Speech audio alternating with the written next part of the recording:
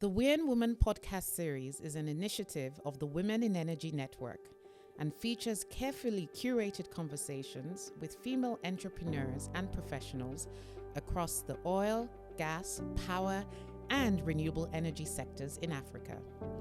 The conversations in this series seek to redefine female leadership in an industry that is still largely male-dominated. In each episode, we interview a WIEN woman about how they did it, what they wish they knew prior to starting, and what advice they have for upcoming ladies in this industry. Get ready to be lifted, empowered, and inspired.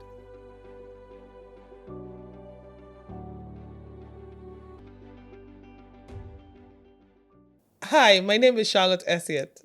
Hi, I'm Rolake Akinkugbe-Filani. We're your WIEN Women podcast host. Now, in this episode of the WIEN Women podcast, we have Chichi Emenike, the head of gas ventures at Nekonde Energy Limited, OML 42. Great to have you on the show with us today. Good morning, ma'am. Good morning, ma'am. Good morning. So nice to see you. So, Chichi, tell us a bit about yourself.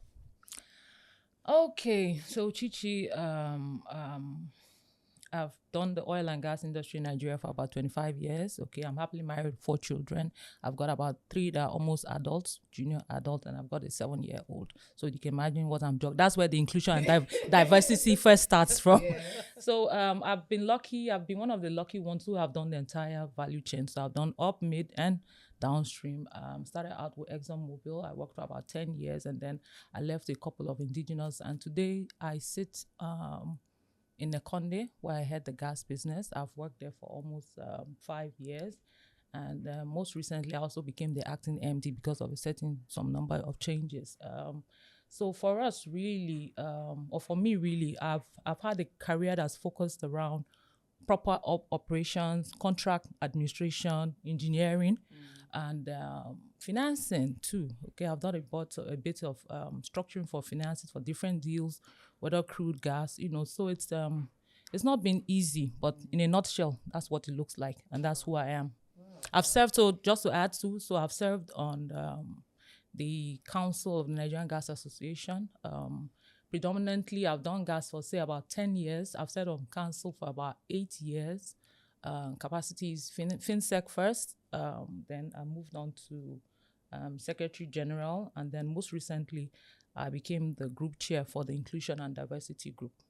Wow, you're wearing so many hats. I'm trying. Maybe we should dial back a bit. Okay. You studied chemical engineering. Yes, I did. So tell us a bit about your educational choices and how you actually entered. So let me tell you how this thing started. When I was much younger, I had this maths teacher when I was in the elementary school, the primary school, and he was Ghanaian and he was our maths teacher. And I didn't like him, okay? He used to hit us a bit, so I worked extra hard to do very well in maths, and I moved on to secondary, and then it came almost naturally that I really topped my class. I love French. I did very well with French, and then I did very well with chemistry, and then the maths. So I went to school here, first in Nigeria, and then luckily when I shot for admission, I got two choices, and both of them were chemical engineering. So I just rode with it and did very well with it. And then, of course, went on to, like I said, work with Mobile. And that is where I started out on the project team and then went fast forward to other core engineering functions, So really, that's been it. That's how I ventured out into that. Somewhere along the line, I got an MBA when it became obvious to me that some part of my career growth would come from a management role, okay? So I had to metamorphose into that by giving myself a push doing an MBA. So I did something at the Robert Gordon, Aberdeen. Yes, I got an MBA in oil and gas management. Wow. So that's about, of course, in between the trainings, the this, the that. But the truth about the Nigerian oil and gas industry, it's all about experience, okay? So I used to tell them at the MBA class that where we come from, these principles, they are nice, the policies are nice, but you know what? We have our peculiarities, and we have to tweak these things to work for us. Yeah, so a lot of hands-on is required, and it's not easy doing business in Nigeria. So you just have to have that knowledge. You have to have the street knowledge, you have to have the book knowledge, you have to have the management style. It's a whole lot, but we're trying, we're pushing. So with Nekonde now, and I like the fact that you went through your entire value chain and career and educational background. Sorry. So let me drill into Nekonde now, and of course the favorite OML 42. Tell us a bit about that. So OML 42 is, I like to call it a choice asset. It's strategically situated in the heart of the Niger Delta.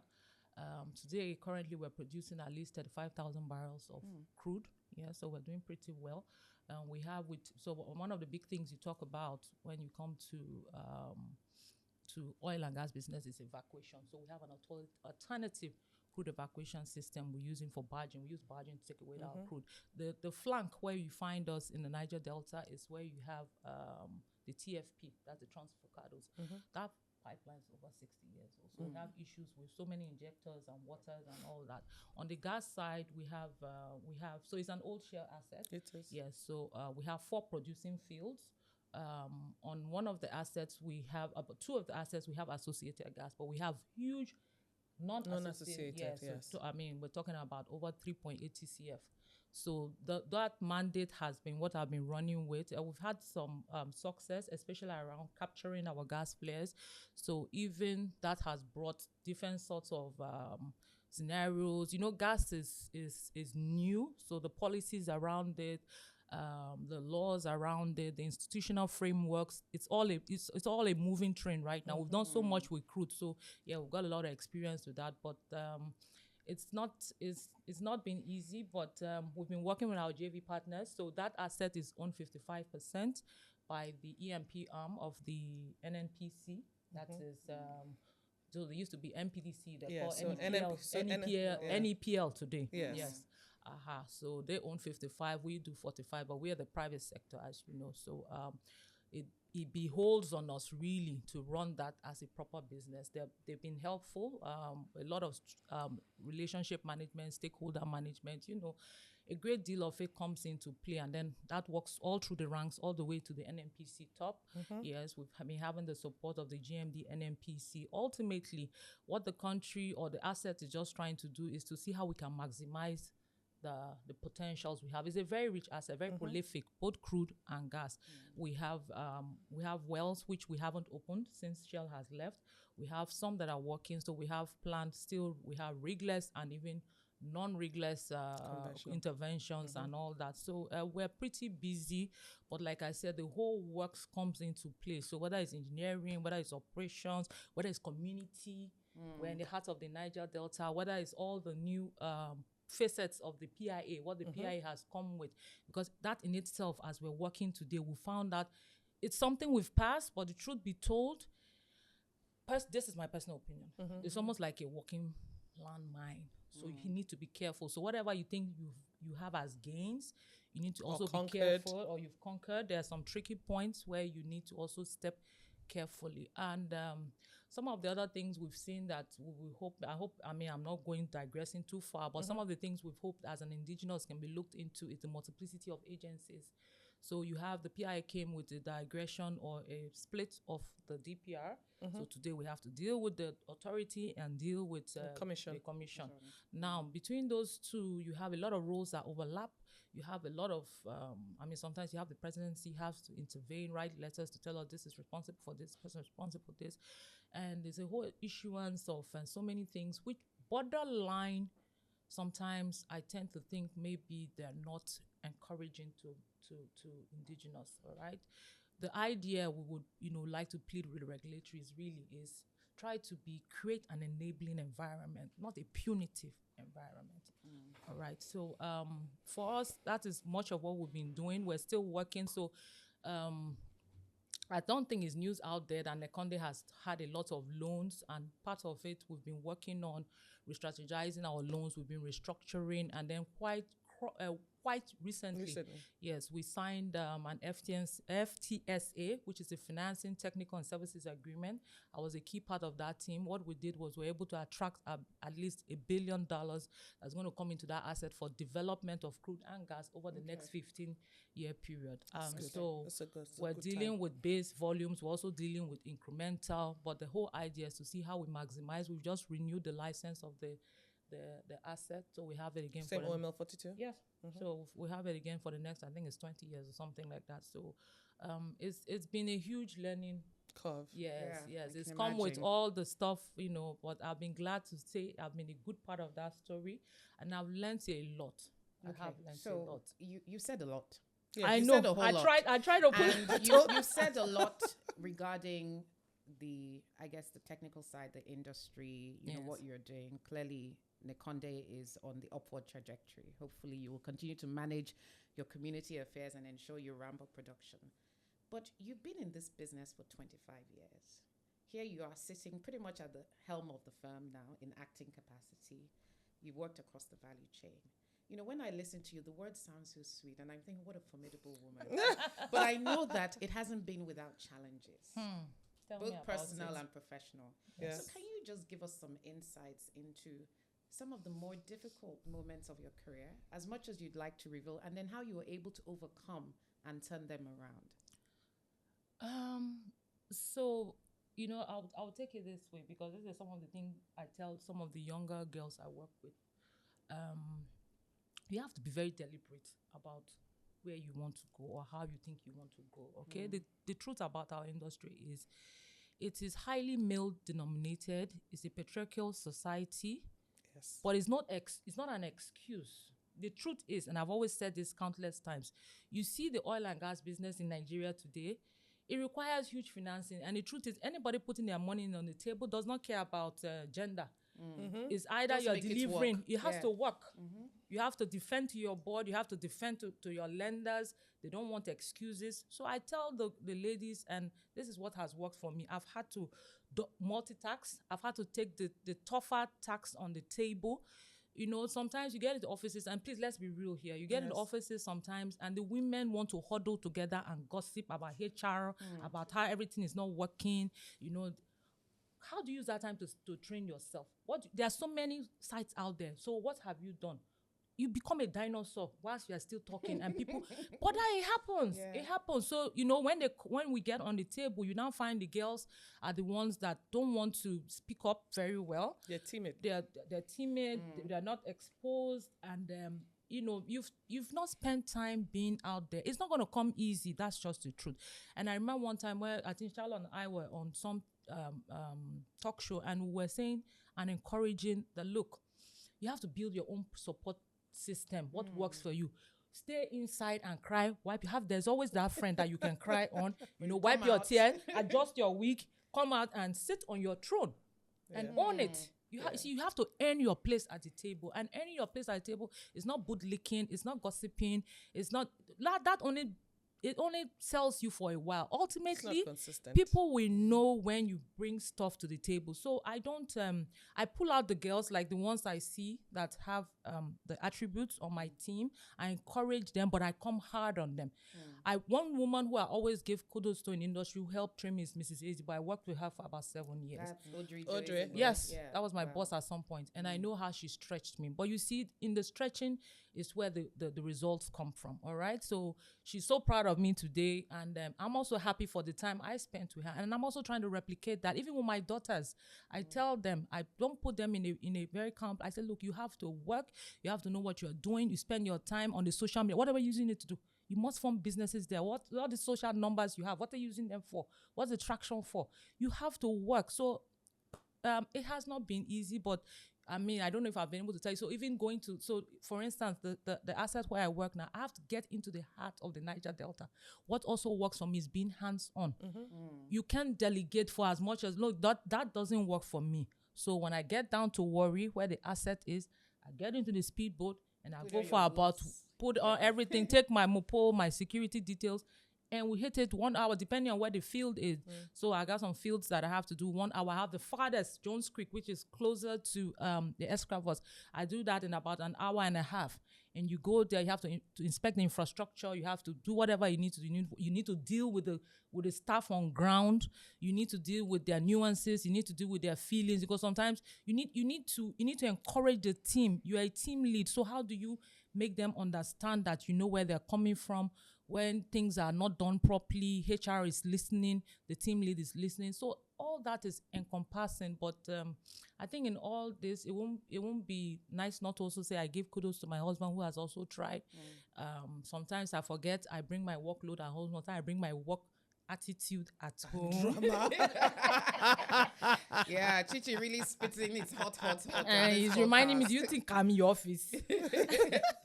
But you make a good point. I mean, Charlotte, we were talking earlier in the previous one about support system. So, you need that support system. You need that support, whether it's your mother, whether it's a good neighbor, whether it's a good friend. You always spot that good person that you can always fall back on. That person who is not willing to just throw you out there. There's always that person who you can remove your wig and you just throw off your shoes and you people just talk, and that person too who he said, follow who no road. I know, right? Why. So don't just find that friend that is good for gisting. Find the one that if you spend solution 10, 15, oriented, you leave feeling better. 10, 15 minutes in a time, they've sort of challenged you. You sort of think, oh, so okay, this lady has just told me some things I'm not doing better. No, I'm not doing well. Okay, she said we can get on with this. Things like that. It helps. It's all helps. So I don't know if I've been able to knock it somehow for you as per my answer. But that's been it. And then I'm also talk about spirituality. Yes, it's key. I won't end it. Yeah. So I'd like us to dwell into the diversity and collaboration, especially with WIEN and NGA. yes. And we know that you're actually spearheading this from the NGA end, which for us is very good because we have you wearing two hats. We have you as a founding member of WIEN, and then we also have you being the chair of the DEI for NGA. So please tell us briefly on what this collaboration means to yourself and of course, for WIEN. So, I mentioned initially that I've sat on the council in NGA for some good number of years. So one of the things that came across to us, particularly in the most recent years, was we needed to do better, especially as it relates to passing the baton, if I'm allowed to say, to the upcoming. So that would be with the younger ones, and then this matter of inclusion as it relates to, diversity, so to say. So women, and then any other, to take away some of the stereotypes that you have, So there are two things. So with the new council, which came up earlier in the first, earlier quarter two, being headed by our current president of the association, that's Akawokedi, who's the company secretary for NNG. We sat down and then we brought up two new groups, and this one being the diversion, inclusion, and what's it called again? Whatever, but that's it. Now for us, it was a good thing that already had this leg in WIEN. We know when we started WIEN, what it was all about. Oh, our voices as women aren't being heard strong enough.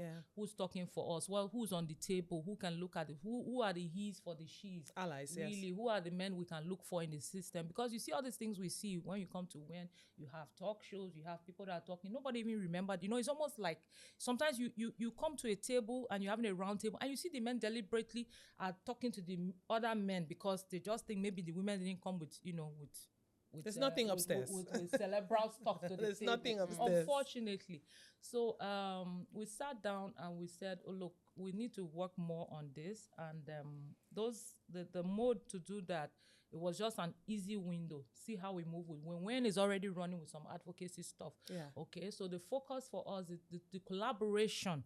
The strength of that collaboration will be hinged mainly around what we can do with encouraging the younger women, encouraging the ones on ground now, encouraging ladies looking into STEM, so that's into the engineering courses, the science and all that bit, seeing how we can even create opportunities. So one of the things we're doing now with the group, I had the group, and my VP is our own Madam Eyono. Okay. Yes, Fataya Williams. And then have a secretary, a Komobong, who's also with us.